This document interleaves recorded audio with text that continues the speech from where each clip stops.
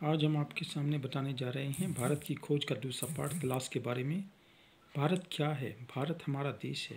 हमारे देश का नाम भारत कैसे पड़ा? हमारे देश का नाम भारत राजा दुष्यंत व शकुंतला के पुत्र भरत के नाम पर पड़ा। सिंधु घाटी की सभ्यता कितने साल पुरानी है? सिंधु घाटी की सभ्यता 5-6 हज़ार साल पुरानी है। भारत देश में आए 2 चीनी यात्रियों के नाम लिखिए। भारत देश में आए हुए 2 चीनी यात्रियों के नाम हैं फाहियान और ह्वेनसांग।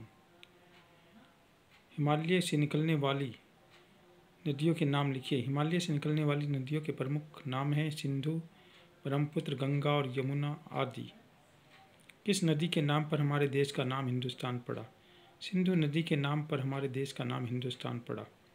किस नदी के नाम पर हमारे देश का नाम इंडिया पड़ा? इंडस नदी के नाम पर हमारे देश का नाम इंडिया पड़ा। भारत की प्राचीन गुफाओं के नाम बताओ। भारत की प्राचीन गुफाएं निम्नलिखित हैं: अजंता की गुफा, एलोरा की गुफा, एलिफेंटा की गुफा। कुंभ का मेला लगने वाले 2 स्थान या नगर के नाम लिखिए। कुंभ का मेला जहाँ लगता है वे प्रमुख स्थान हैं इलाहाबाद, हरिद्वार। भारत के संबंध में लेखक ने कैसे जाना?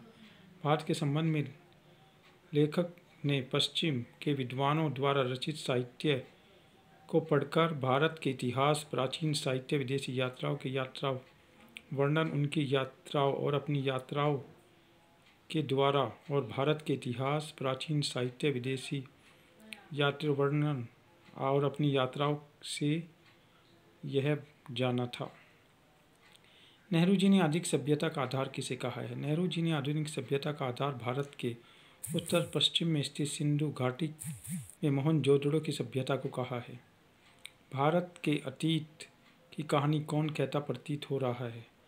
भारत के अतीत की कहानी कहते हुआ जो प्रतीत हो रहे हैं वे हैं भारत के स्मारक, भग्नावशेषों, प्राचीन मूर्तियों, भित्ति चित्रों यानी दीवारों पर बने चित्रों, एलोरा की गुफा, अजंता की गुफा, एलिफेंटा की गुफाओं, आगरा, दिल्ली में बनी हुई इमारतों को लेखक ने देखा था और प्रत्येक पत्थर भारत